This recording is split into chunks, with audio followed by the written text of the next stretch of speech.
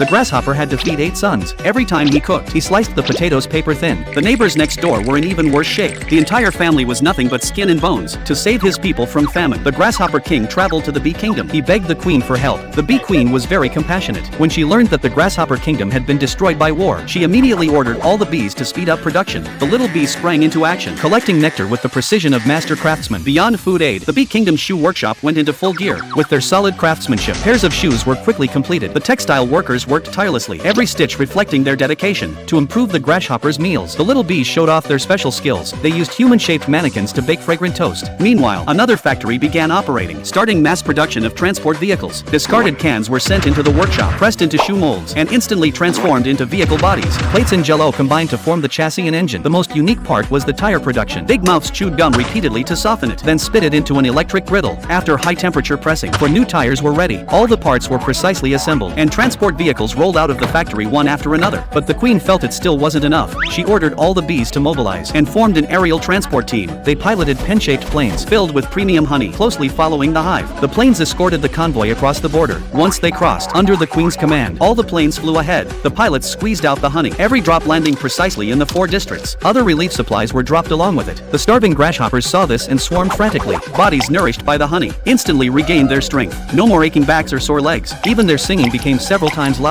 The entire band came back to life, playing cheerful music. As supplies continued to pour in, the grasshoppers no longer had to queue for rations. Even the chicken, which had nearly died before, now had shiny feathers after being nourished by honey. She was so full of energy that every 2.5 steps, she would lay a golden egg. This scene scared the grasshopper king, so he opened up 10 more acres of land, just to calm his excited heart. But the moment the seeds were scattered, corn shot up through the soil. The grasshoppers didn't waste this gift. They cleared rubble in droves, and rebuilt their homeland. The war-torn ruins gradually gave way to towering buildings. Watching the new buildings rise from the ground, the bee queen, escorted by lines of cheering grasshoppers, returned to her own kingdom, content and at peace.